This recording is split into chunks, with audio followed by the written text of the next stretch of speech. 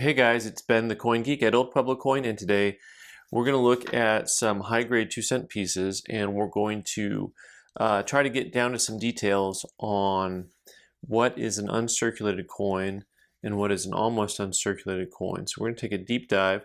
One of the first things that we're going to look for, like we do on most coins, is to try to figure out how much luster is on the coin. Now, copper coins are very difficult, as well as nickel coins for that matter, because the luster is very different than, say, if you have a Morgan dollar or most silver coins. The luster is fairly obvious on a silver coin. On a copper coin, over time, the luster can kind of fade away even if the coin is still uncirculated. So your luster is something that you're going to just have a harder time seeing sometimes, actually even up close. Maybe I need to back away again here to get an idea of watching the luster. So for those of you who don't know, the luster is that effect that when a coin is struck, kind of has a movement of light around, like a cartwheel effect. So you'll see that orangish red copper on the word United. Look at the word United on the left side of the coin and watch it kind of move around. And so that's the luster of the coin. So one of the things that you'll see on a coin is the luster. So you want good full luster, of course, to have a coin be uncirculated. If the coin does not have good full luster, there's something else going on there. Either it has a little bit of wear to it, or maybe it's been chemically altered intentionally or unintentionally. And so now, for example, in this coin, when we look at it, there's little to no luster on it. And so this coin happens to have a lot of other things going on too. So when you have little to no luster, the coin is probably not going to come back uncirculated when you get it graded. I want to show you this coin in particular. You'll notice the color differential on this coin from some of the other ones. Although at first blush it looks like it may be a little more red in color.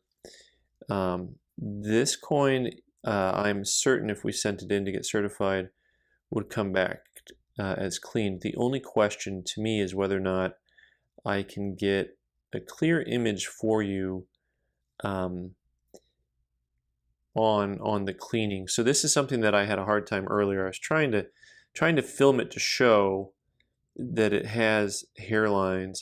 So when you turn it around, it looks like it has luster here, but it almost has like too much luster. The light moves and dances too quickly. So this is something that I can see a little better when I put my loupe on it. Even though there is original luster there, there's also a lot of really, really faint lines.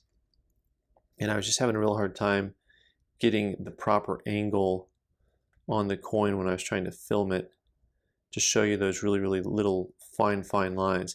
This coin, I believe, actually has been cleaned. So you can see how tricky this can be, because at least from the video or the film, the coin looks really, really sharp, really strong.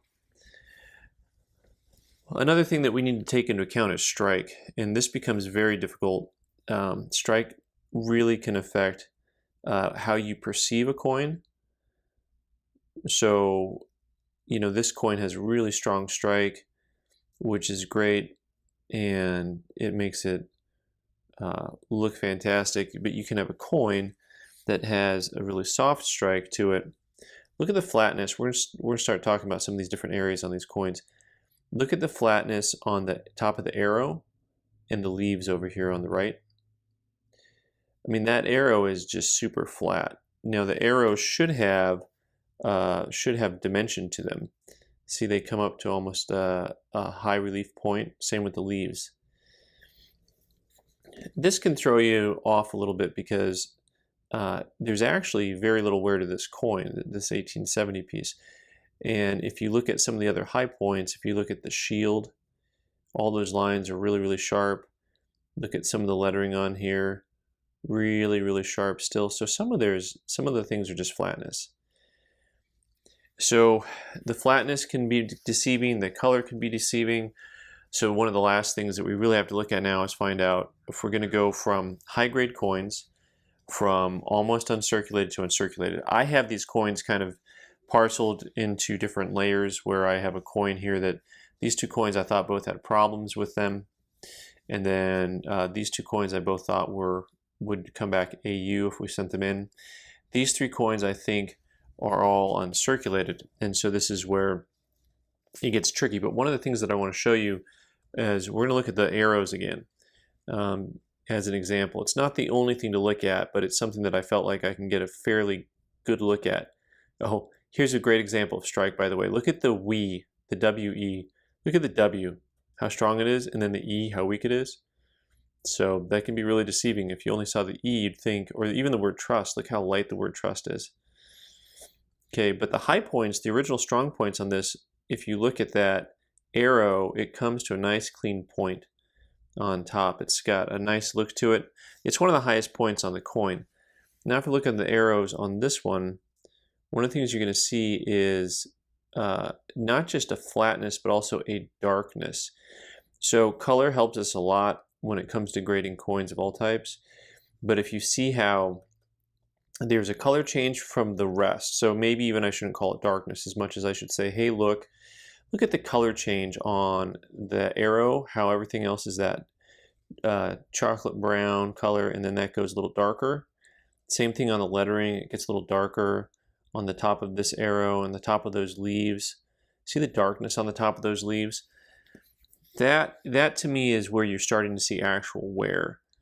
So this, you'll see there's a spot there on that coin. I don't know how they're going to treat that spot, but you see on this coin, you're not seeing that same color change at the highest points. You're not seeing any color variation at the highest points. So, and I know lots of guys that unless I mean the old school guys, they called everything AU on copper unless it was just stunning. And so, you know, there's some old school guys that would just call these all AUs and move on. But I happen to think that these three coins here will come back mint state if I get them certified. I know that I'll be disappointed in at least one or two of the grades because that's how the world works. But you'll see the highest points here that there's no color differentiation on those high points. You see the wreath there, how sharp it is. And then if we go back to one of these other two coins that I call almost uncirculated, you'll see a little bit of color differentiation. This one actually, the reverse is really nice. You can actually see quite a bit of luster on it. So I'm trying to change my mind right in front of you.